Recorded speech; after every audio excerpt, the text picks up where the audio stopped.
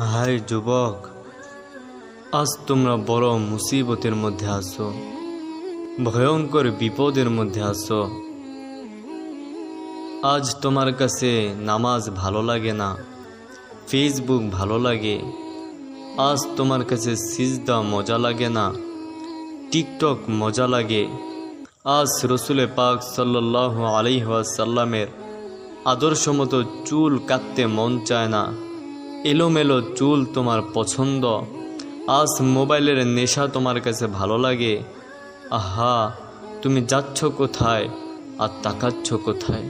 তোমার ঠিকানা কোথায় আর তুমি তালাশ করো কি?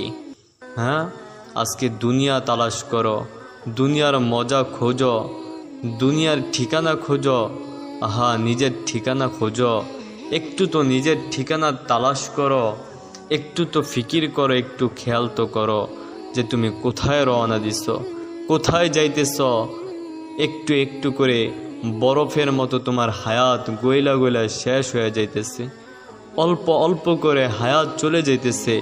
তুমি এক পা করে কবরের দিকে আগাইতেছ, কবরের দিকে আগাইতেছ, কিন্তু এখনো তুমি বেখবর, এখনো তুমি বেখবর।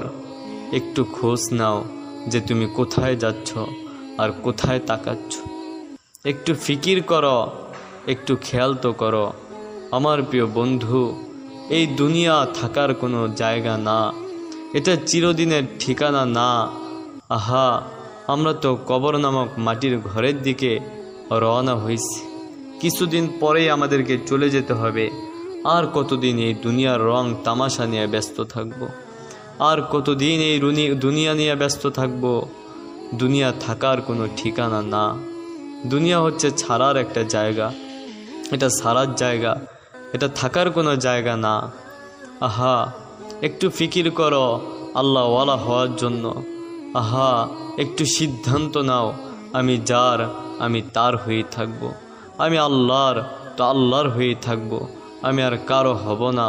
এই সিদ্ধান্তের উপরে অটল থাকো, সিদ্ধান্তের উপরে অটল থাকো। আহা, নামাজ ভালো লাগবে কিভাবে? সিজদা কেমনে মজা লাগবে?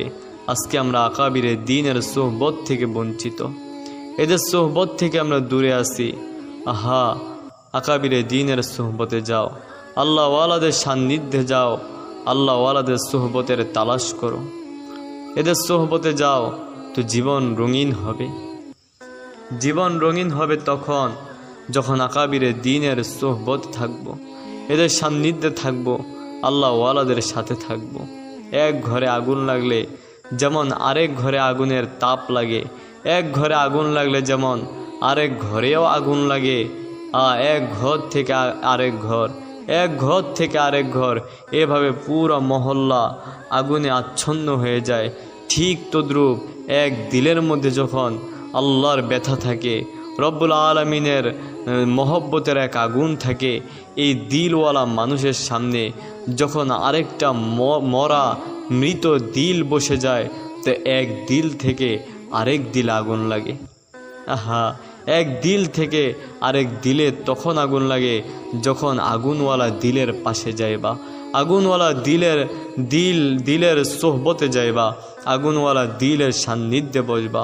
তখন এক দিল থেকে আরেক দিলে আল্লাহ পাকের ইশক মহব্বতের আগুন দাও দাও করে জ্বলতে থাকবে। এজন্য বন্ধু, আর সময় নষ্ট না করে এখন থেকেই আমরা সিদ্ধান্ত নেই যে আমরা যার আমরা তার হয়েই থাকবো, আমরা আল্লাহর তো আল্লাহর হয়েই থাকবো।